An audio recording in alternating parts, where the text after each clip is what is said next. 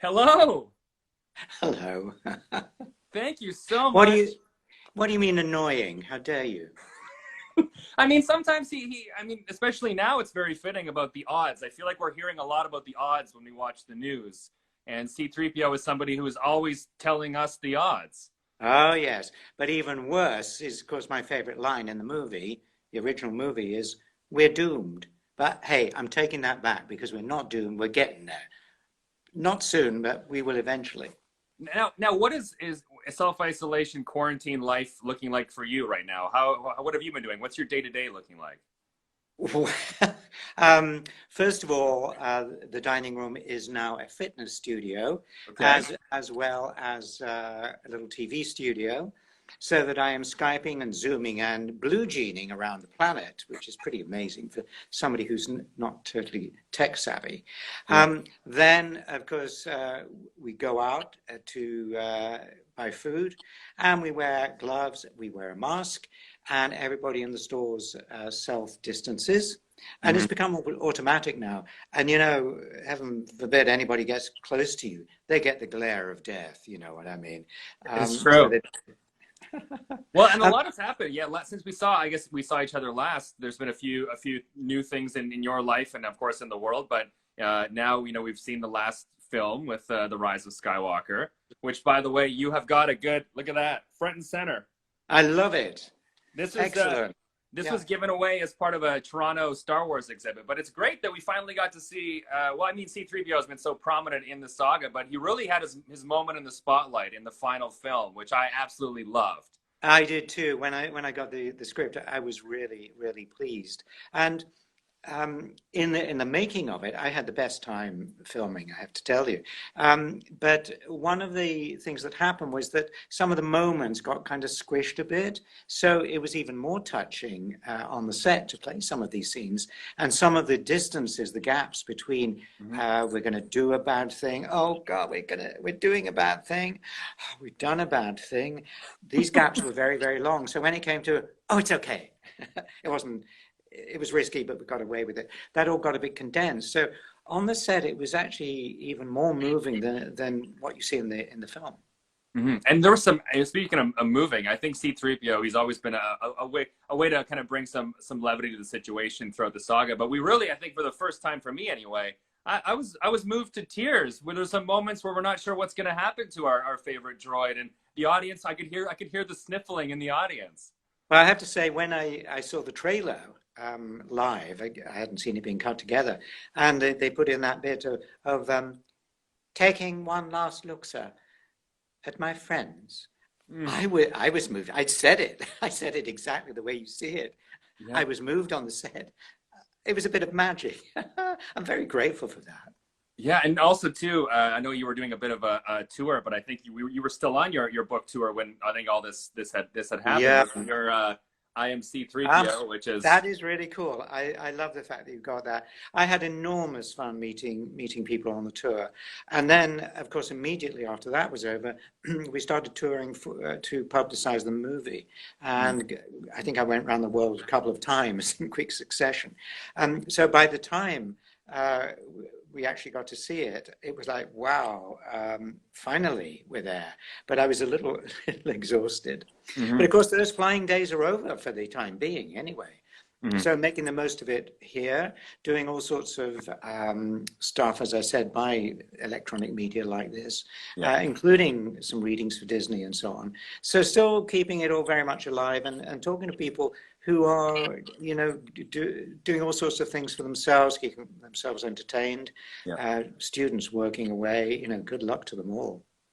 Yeah, this is my copy of the book is digital, so this is the pamphlet you gave me in LA. So this is It is too. Collector's item. Well this done. this this is. But any stories that you feel like you've maybe held off, or maybe is there going to be a second book at some point? I feel like you couldn't have told all the stories by this point. Well, you know, it was a ton of work to write this book, so let's not get carried away.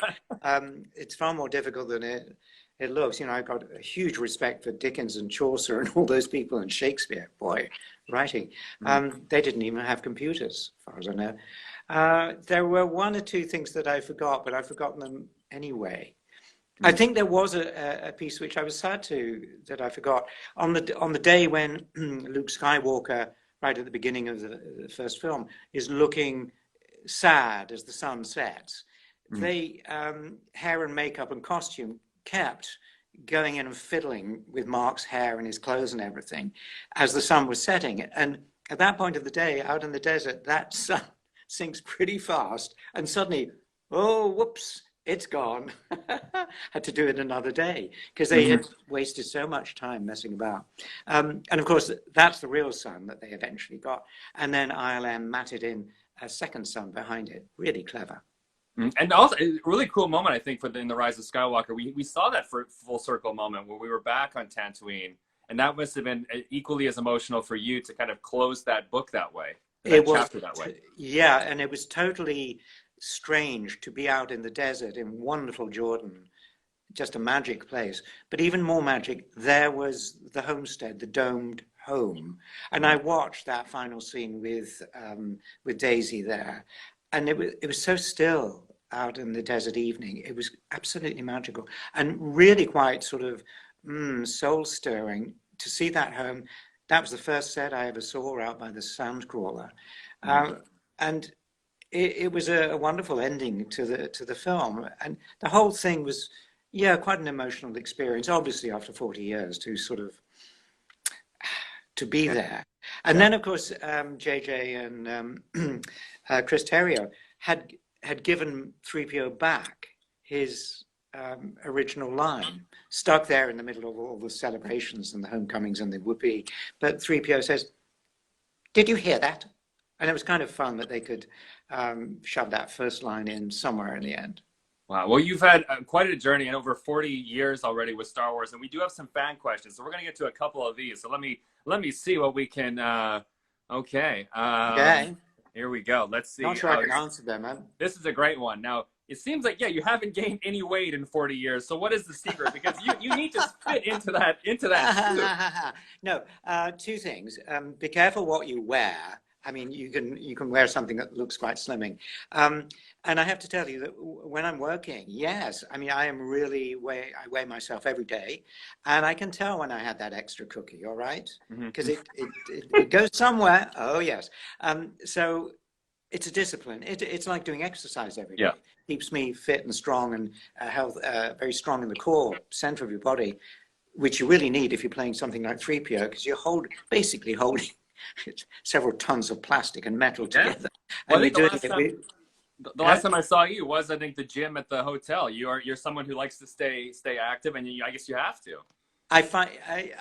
I need to stay active. I don't like it. It's like, oh God, do I have to do exercise? Yes, I do. Do I have to do one more sit-up? Yes, you do. Even though you're by yourself, I do make myself do it. But I have a problem with, well, come 6 o'clock, I like a glass of wine. Okay. Well, hey, we all do. I feel like now we blur that 6 o'clock line with self-isolation. Sometimes it starts at 5, sometimes even earlier.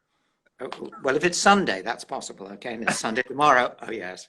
I did debate whether to sit here having a glass of wine. And of course, you won't know what's in this mug, will you? We don't. We do not know. Here's a great question here. Now, you have been part of Star Wars since the very beginning. What is your fondest memory from any generation or any film? Do you have, looking back, do you have a one that really sticks out? Well, I think there are so many, actually. I really remember that evening with Mark Hamill, 1 foot up on the parapet thing. There were so many instances driving out with him on those first days in the murk of the pre-dawn, because you're going out in the darkness, so you're there when the light comes up and so on. Mm-hmm. And the kind of innocence of it all, because nobody knew it was going to be a success. Famously, we all thought it was not so good. I think probably the first moment when 3PO walked out, and I, as you know, I talk about this in the book, when they opened the tent flaps, and I dressed up as 3PO after an agonizing dressing situation, stepped out, and I just could see all the faces around me aghast, amazed. Not at me, but at this figure they were looking at. That was to be the focus of that much wow was pretty good, yes.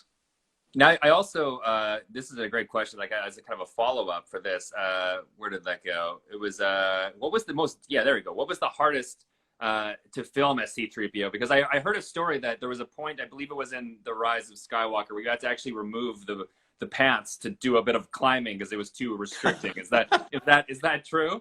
Absolutely true. Archer's freighter, the kind of little old spaceship they find that set us back on the journey. It was a place called Ship's Rock.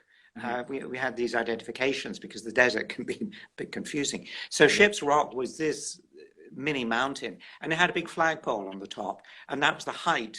The top of the flagpole was the top of Archer's freighter, and yeah, because I am healthy. I walk a lot and so on, and I wanted to be climbing up there, but the only way I could do it was to only wear the top part of the suit, because the knees don't bend in any useful way. Yeah. Walking on the flat's fine. So in fact, I wasn't exactly naked from the waist down, but I had my black tights on, and then ILM came and put red markers up and down my legs and my feet, so they could then paint in 3PO's legs. So I'm actually grumping up there, wearing my trainers, my heavily footed trainers. And it was kind of fun, actually, but weird because, again, with the lack of vision, I mean, I am really trying to see where that rock face is that I'm holding on. But with ILM's magic, it actually worked. So several times, because the suit began to be a bit strange, the plastic they made the pants out of kind of changed over the months and became like concrete, frankly. Think of that. Think of your underwear now and have it made of reinforced steel concrete. So we had to fake quite a number of things, and including, of course, sitting down in the red eye scene. Yeah, that was fun. But we have to trick out the middle section because you can't sit down in the costume for real. So again, the team came in with shears and snippers and tape, and it just looks great. It does. I saw a great question come by Karen in the comments on the bottom. It was, at any point, did you ever think you were done with 3PO? Did you ever think, I guess maybe with every film, you thought maybe that was the last, or with every trilogy? Absolutely. It was the, after A New Hope, I thought, thank goodness I managed to survive this. What a nightmare. But, hey, never going to do that again, am I? Famous last words. So I did agree to do the second and the third. But, after dancing with the Ewoks, think about that. After dancing with the Ewoks on Endo, that had to be the end. It couldn't get better. Well, it was so that was the end, and then along comes the prequels. Well, obviously after number 3, we done 4, 5, 6. That was the end. Years passed. Suddenly JJ's on the phone saying, would I be in his movie? But this time on the set at Pinewood, and actually it was, I think it was an Archer's freighter, the interior of Archer's freighter, with Oscar and Eunice. That was my last scene, and the day I said goodbye. And that is for the last time. There's other ways 3PO can happen, and we'll find out about that one day. But 3 times I say goodbye. I'm getting quite good at farewell speeches, actually. That's true. I feel like every time we're glad to see you keep returning, which is amazing. And here's a great question going forward. Where did that go? Let me just find this. What will be, here we go. What will be next for Star Wars and you? Do we know? I guess you're still putting yourself and 3PO in many projects currently, but what can we say anything about what's coming next? Well, some of the projects actually happen in this suite of rooms here. I've even invested in kind of creating a mini studio with acoustic baffles and so on, and getting used to various ways of uploading and downloading. That the whole of life in these films and the whole franchise is about secrecy. You're never allowed to say anything about anything until the world knows about it. So I'll move on to another question. I saw a question from Cooper, who was 12. He was asking about the red arm. When we first see C-3PO, he's got the the red arm. How many times have you been asked that by now about the red arm? 3,271 and a half, because the other one got cut off halfway through. What's his name? Connor? Cooper. Connor? It's Cooper. Cooper. Well, at 12 years old, Cooper, you are really going to love I Am C-3PO, The Inside Story, with a preface by J.J. Abrams, most wonderful director. And in that book, I talk at great length about the red arm and about my fury, my anger. Well, there you go. We'll take that as Cooper has some reading to do now that he's at home. You really do, Cooper. Yeah. Now, you might like it. It's a funny story. I got to point out, too, there's been so many people in the comments, people from Brazil, where I'm seeing all the people in Japan and Canada and the U.S. and Portugal. There's people everywhere watching right now. Yeah, look, I'm going to be honest. I don't totally understand how this works. But when you say that people are watching in Brazil, yeah, I love Brazil. I've had some great times, absolutely great times. Japan, wow. And of course, I Am C-3PO is out there in Japanese. And they gave me a copy, and it's like really different. You know, it opens at the back, and then the words go up and down. It's really good. But I'm just thrilled to have fans, people watching in countries that I mean, behind me, I think it's a whole travel section here of places my wife and I have been to, and will come back. So. There's so many. Yeah, I just saw Peru go by, Norway. It must be amazing to see the whole world has been united over this. Of course, we were just in Peru, I think, last year. I'm slightly losing track of time. Or was it? No, it was last year. Peru, what a magical place. I mean, Machu Picchu, we were there 9th of May, our wedding anniversary. Not that we knew, our guide told us. We'd forgotten. There we go. Well, I don't want to keep you much longer. I know we only had a few moments together, but thank you so much for taking the time and answering so many questions for everybody. There's Portugal, Australia commenting now. Australia, you know, I can't wait to get back. So many friends in Australia had a good time. Do we have to go? We don't have to go. If you'd like to continue to answer a few more questions, there are a lot more questions. I could. Is it after 6 o'clock? Because I could have a glass of wine. Sure. Yeah. This is water, actually. Yeah, we can still. Hey, Christine, how are you? I'm good. Just going to get him a glass of wine. Great. Okay. Well, we'll continue to answer some more questions from. It's quite amazing to see everyone. There's Brazil again. At this point, you must be quite bilingual, knowing, I guess, how to say "May the force be with you" in most languages. Yeah, but Portuguese is one of the toughest languages ever. And, you know, I was doing some concerts over there. I tried to learn. It's only obrigado. That's the only Portuguese I can speak. Sorry. But yeah, I can say may the force be with you in quite a few languages. My favorite was taught to me by a Russian student, and Arseny. And I think it goes like, Добрый будет с тобой сила. But I'm not sure. Wow. Anybody in Russia, come back to me. Yeah, there anyone in Russia in the comments? You can, if you could see on your screen, Anthony, you probably could see the little comments going by. So there's everyone cheers from Texas, Ohio. There are people from all over Ohio. Got snowed in Ohio when we were doing the concert tour. It was Ohio, wasn't it? Oh, somewhere else. Anyway, so many times across America. Lots of friends there. Cheers. Now, Cheers. This is a great question for anyone who, I guess, this is from Sarah here. Any advice for someone who wants to become an actress or an actor? Because I know you have got some, you know, you're very well trained in the acting world. You come from an acting background, but what is any advice that you have? Yeah, that's a difficult one because it's really difficult. The advice is, if there is anything else in life that you can think of doing, then do it. Because I couldn't. I tried. I always wanted to be an actor for no good reason. It just was like, you know, a thing. Didn't think about it. Just needed to do it. Had no choice. A vocation, a calling. And I was lucky in some ways because there's lots of young people who have no idea what they want to do, and that's tough because there are so many options these days, especially. But I tried to do other things. I tried to please my parents. I tried to I don't know, please everybody but myself. And in the end, you know, I had to make a decision. It's this, or, and you know, I could have gone back to doing stuff, but I took myself to drama school because I needed to. It's a silly thing to want to be. You know, if only I'd wanted to be a brain surgeon, that would have been really good, or a Yeah. doctor. How Well, that was useful it was now. interesting. I saw Katin in the comments was asking, "Oh, are we losing you? A little bad reception here." Oh, it's loading. Where did it go? Oh, paused. Oh, no, no.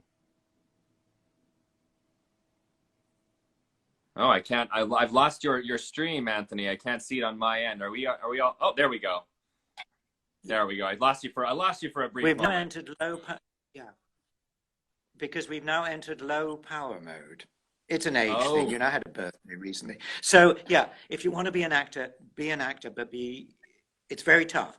Watch everybody else, how they act, take every opportunity, learn to juggle, learn to sing, learn every talent you can, but be ready to fail, and even more dramatically, be ready for success.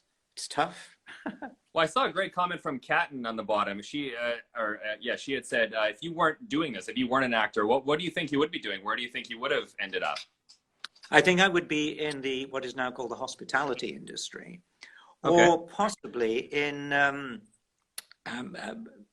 media production, if you will, because the opportunities now with the media, which you know, has exploded. And hey, another thing to people looking for jobs, look into the film industry. You would be literally amazed at the number of jobs on a film set, and not many people know about it. Unless you know somebody who's in the film, you don't know what the honey wagon driver does or what a props person really does. This is true. There are lots and lots of jobs. Next question.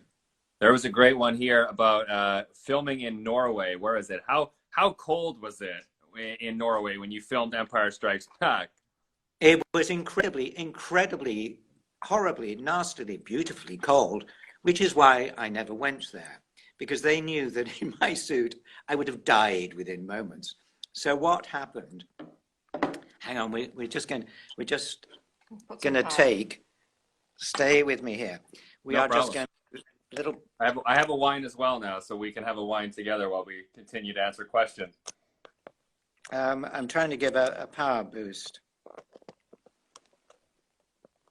Can you do it from there? Yeah. So I never went to Norway. When you see me on Hearth, I'm actually at Elstree Studios in a set made entirely, pretty much, of polystyrene blocks carved and covered in wax and salt, and then with wind machines and sprinkles of snow from the effects guys, and the I talk about it in the book, actually, because I got it wrong. Because of the wind machines making quite a lot of noise, I thought I was acting in a huge gale. And Erwin Kirshner cut, and he came over, he said, you know, you're kind of overdoing it. When you see the film, there will be a gentle, it's like breeze, so stop overacting. And So Patrick I've been to Norway for vacations and so on, and my Norwegian stays at Godt Nytt År and Good Jul, so which means Happy New Year and Happy Christmas. I've had some great times there. Great. Well, Patrick was also asking too about sets in general. Any sets that you felt that you really connected with and loved that maybe felt, you know, made it easier for you as an actor? They were maybe realistic or extra, you know, detailed or anything like that. He was asking about that. Is there one that sticks out to you? So many, particularly. What is magical is the big set pieces like out in the desert, and certainly in Jordan just now. But then in the episode 8, the huge casino sequence, you know, it was a bit weird in the end.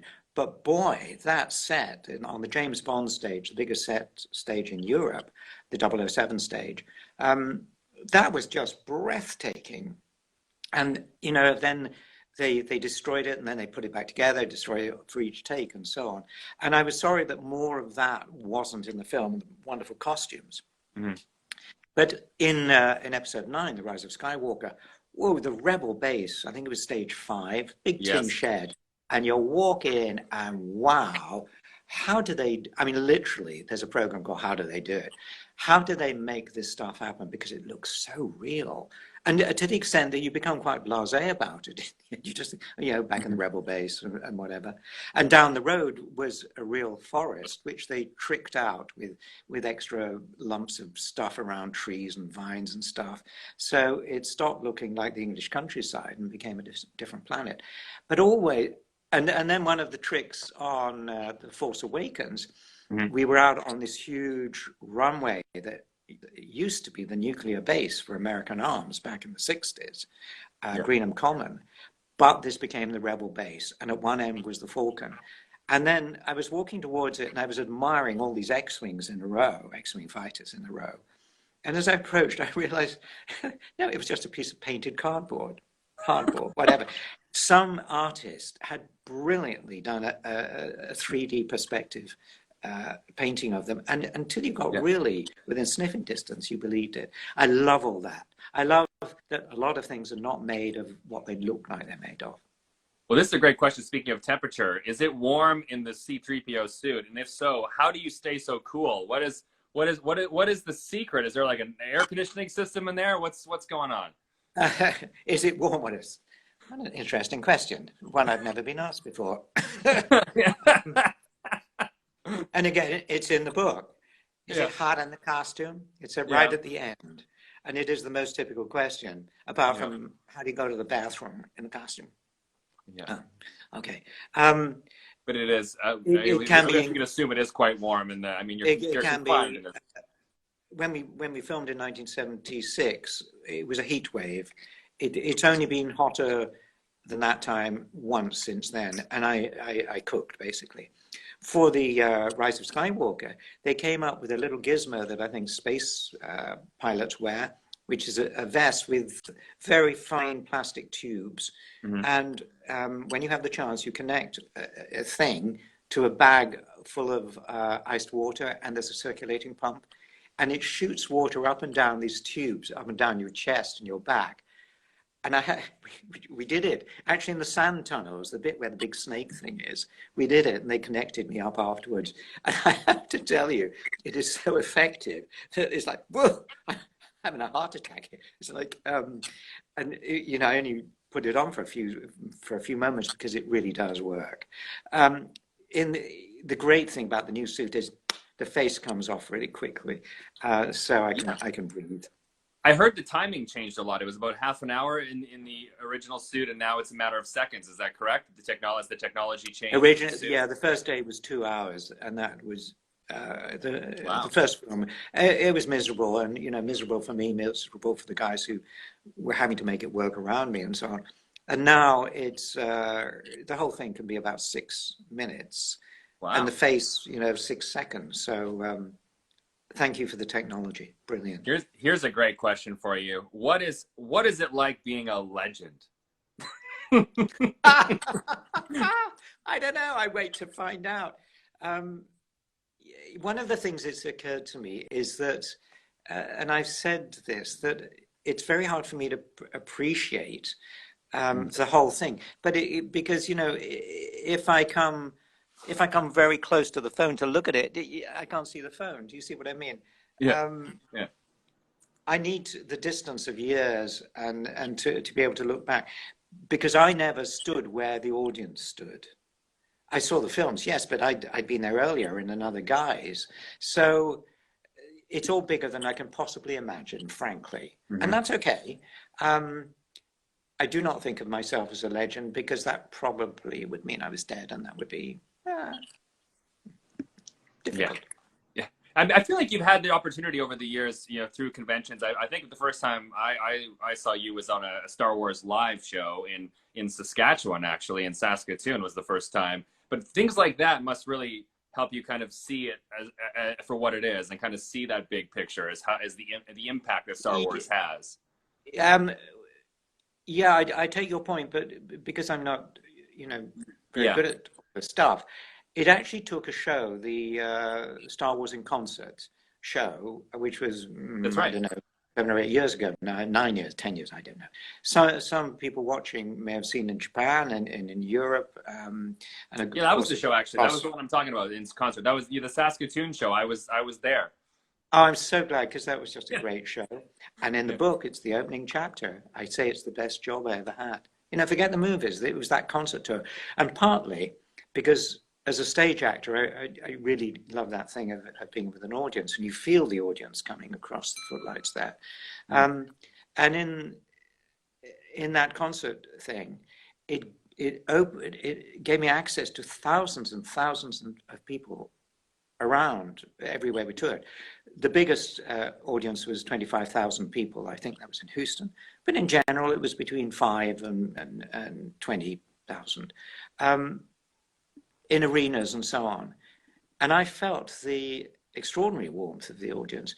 And I realized late in the day that they got something I'd never got. They got these films the way I never thought to think about seeing them that way, and the affection, and that affection turned into this extraordinary energy boost that came across the stage every night. And it changed my attitude to Star Wars. As I say in the book, you know, it was difficult at the beginning because I wasn't really allowed to be a part of it, and I think that left a kind of residual distance, if you will, that okay, so you don't want me there, why would I be there? And then this show, Star Wars in Concert, opened a door I'd never kind of knew was there. Is that weird? And I'm so grateful to Greg Perloff, the producer, and the wonderful orchestras who put on this show, and John Williams, his music. Wow. To be there night after night with this 100-piece orchestra and choir and screens and everything and lasers, and sadly it's never going to happen again. They other plans. This is interesting here. I don't know if this is where did that question go? It was asking for ask about Jim Marlowe, the prop master on Star Wars. It was my dad. Mr. Daniels is a legend. So this is Jim Marlowe's son, I guess, right here. So that's very cool. He's not live, he's written in. Jim Marlowe is on one of the early pages of my book. There is a picture of him from the side, partially dressed up as 3PO, about to fall off the cliff when Luke Skywalker is attacked by the sand person. Memory here. So they wouldn't let me do it because they were worried I would, you know, injure myself and really mess up filming. And so Jim was kind of small, neat guy, very, very nice. Hang on, let's see if we can get. Yeah, how about this? Hey, there we go. That is Jim. Can you see, sort of dressed up? Yep. As 3PO. Yeah. Yeah. Wow. And then on action, he just fell back onto these. There's some cardboard boxes there. Yeah.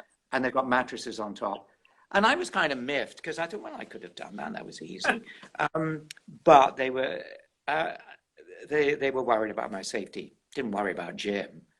She's a much nicer person than me. I remember him so well. I'm really glad you wrote in with that question. That's very. And there were a few comments already about asking if you had any mishaps in the suit. Any I feel like it's restricting. You must have tipped over a few times by accident. Oh, endless. There's proof on file on the internet. You know, me and again it's in the book when they put in polystyrene boards in front of me, which I cannot see. And nobody realizes how little I can see. So they just do things normally, assuming I'm okay. Not really. So I walked into those, crash landed, that's in the book. In the desert, that was the first time when I'm passing that big skeleton of a thing, which was a dinosaur skeleton, obviously, or crate dragon, as we call it in Star Wars myth, yes. Crate dragon. That's no, right. It was actually a dinosaur from a Disney movie. One of our dinosaurs is missing. So Lucasfilm purchased this fiberglass prop, dumped it in the desert, and it became a crate dragon. And now, of course, Disney own everything. Oh, yes. Have you noticed, now with Disney, last time we spoke, Disney Plus was not a thing, and now that has been released onto the world. I feel like that's, in a way, I think people, especially during this time, are maybe new Star Wars fans are now being born every day with the access Yes. to the films. Yeah. You know, every cloud has, you know the rest. Yeah. Disney Plus has been a huge success. I'm waiting. I'm waiting to be given a subscription. I don't know. Maybe I have to save up and buy one. Somebody who's worked on this for so many years. Yeah. How often do you And do you Baby ever, Yoda. How do we feel about Baby Yoda? well, how do you feel about Baby Yoda? That is the question.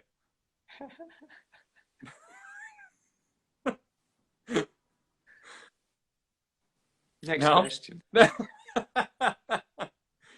How often do you revisit the films? Do you go back and once in a while and watch them, or not really? They are constant. They're constantly on TV here, Yeah, and yeah. occasionally, just occasionally, I'll watch for a few minutes, especially for the bits I'm in.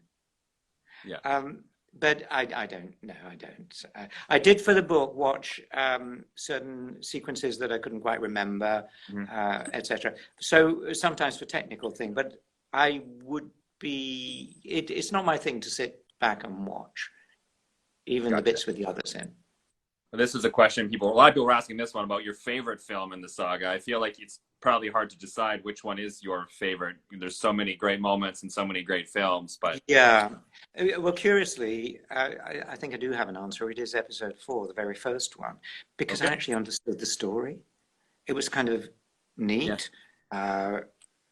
I knew who the bad people were, the good people were, and yeah, it had an innocence about it. Because everybody's favorite, of course, is The Empire Strikes Back, which I've found a little dark and confusing and whatever, but it is people's favorite, Irving Kershner. As I say, probably the first one was the worst to work on.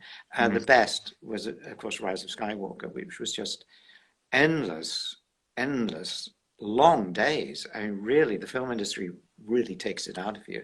Long days, but a glorious atmosphere, a joy every day. Cast and crew, an enormous crew. I mean, I'm assuming thousands of people. Sometimes I would look beyond the camera and just, you know, if only we could turn the camera around and see all these people who are doing things. Yeah. So. Wow. And also, is there a bit of a reunion too? I feel like maybe you have, a lot of the original cast haven't seen each other in some time. Billy D. Williams joining the last film. It's got to be a great time to just get everyone together again. It was quite weird, as though pretending time hasn't passed, and then you look at, of course, 3PO looks just as young as he always did. Yeah. The others, not so much. And me, when I take the suit off, not so much. No. One of the funny things about being in something that has such public longevity is that you were talking about conventions and things. People will bring me a photograph and say, "Look, here's a picture of you and me back in whenever," and I look at, looking in a mirror is not as hard as looking at a picture of you so many years ago. Yeah, I feel like you look the same. You haven't aged a day. I think there's something wrong with your camera. Anyway, a couple more questions, and then I'm going to need another glass of wine. Well, that's great. Let's do a couple more, and then we'll let you go. There's been a lot of great ones about favorite memories and things with working with particular actors, but I feel like you've discussed most of that in your film. A lot of Carrie Fisher questions, a lot of Alec Guinness questions. Any particular stories that you would like to share on that front? Well, my favorite story of Alec Guinness is in the book, and it's about the first time we met. And I'm not going to spoil it. This is not advertising, but you can get the book on Audible. There it is. If you don't have it, there's what it looks like. All right. He was adorable from the moment I met him on the aeroplane with his wife Merila, and when we arrived in Tozeur. No, it wasn't Tozeur. That was where we filmed anyway. We arrived at the airport, and he just came up to me and made a generous offer out of nowhere. It's like it It was lovely, and he stayed that way. So read the book. You'll see, and you will love him for it. Although he's long gone now. But you know, the thing about the films is you watch him as though he's alive now. You watch anything. You watch Carrie. She's still there. When you watch that movie, she's there. When I'm gone, 3PO will still be there. It's the magic of the ether. And back in the day, film lasted for a while. Then it corrupted, it exploded, it didn't exist anymore. Live performance was everything for the moment. Now these things will last forever, and that's great. Yeah, it's interesting, and especially all the behind the scenes featurettes and things. There's all this great footage that will live on forever, and these memories will kind of live with that. So great. We have great. Let's see here. We have a few. Oh, there's a lot about other roles that you would play. Someone said that you would make a great Sir Anthony would make a terrific Q for a next generation of Bond. What do you any? They've already got the most terrific Q, and if the new Bond film ever gets out, you will see Ben Whishaw, I think is his name, the most extraordinary, delightful actor, and yeah. So not you, but yes, gadgets and everything. That'd be fun. It would be. It would be very fun. I'd quite like to play the Emperor, I think. And the older I get, the more I think I look like the Emperor, except Ian McDermott has quite a lot of rubber stuff on his face to make him look that old. I don't need it. Now there is where was that question? I'm just scrolling through all the questions here. One about, I think we already discussed that one. So this is an interesting, when you first got the role of C-3PO, what was that feeling like for you when you first landed the part? It was really weird because I was living in a house with rooms in it, if you will. We'd call it a bed set, you know. And I went upstairs to a friend and I said, I've just got a part in a film. I'd never been in a film. I was in theatre. And it's by a man called George Lucas. And he said, I saw a little film of his, and I think it was THX. And he said, it was interesting. I think what he meant was incredibly boring, because I saw it many years later and I felt deeply asleep. I was jet lagged. But it was in George's screening room in California. And it was a bit embarrassing, but you know, when you're lying there on these couches and it's like a very slow moving film. But of course, I think he redid it. And always I'm revisiting these films now, like 2001 Space Odyssey, and you don't get it the first time. So, but it was interesting, my friend already knew about him, because he'd also made American Graffiti, George Lucas, and which I hadn't seen. And but he said, oh, that's quite good. I had no idea what it entailed to be in this film. I think I felt quite important to be in a film. It sounded big, but you know, being covered in plaster from head to toe to make the costume, that really brought me down to earth, and I stayed there pretty much ever since, I think. Well, one of the things I want to add here is in the book I talk about Liz Moore, the sculptor, who actually created 3PO, the look of him. She sculpted that on a mold of my body. And she didn't, she was killed in a car accident before 3PO arrived on the screen, so she never saw him. And I'd like to talk about it because I'm so grateful to her for making particularly 3PO's really beautiful face. And I think that's the face we all connect with, those eyes, that kind of innocent stare of wonder and fear and perplexity. And I think that's why we can relate to him. So, you know, thank you, Liz. And for a face with, you know, that really lacks the ability to show emotion, it still can convey so much emotion. There's a great moment. It was, I believe, in Return of the Jedi, where 3PO shoots a look to, you know, Harrison Ford or Han Solo, and you can feel that look. But even though it's the same, venom, it's the same face. It's actually one of my favorite scenes. I had to work out how to do it, but you can actually, even I am surprised how angry 3PO looks, and even Harrison kind of, I think, he just stares. Yes. Well, that was a great relation.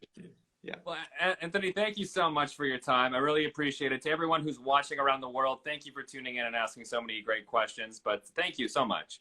Well, I am more than happy. I had no idea what we were going to do, and I've really enjoyed it. But hey, I need to go and fill my glass up now. But to everybody listening around the world, thank you for being there tonight, and thank you for being there, many of you, for the last 40 years. It's seriously, we wouldn't have done it without you. Think about it.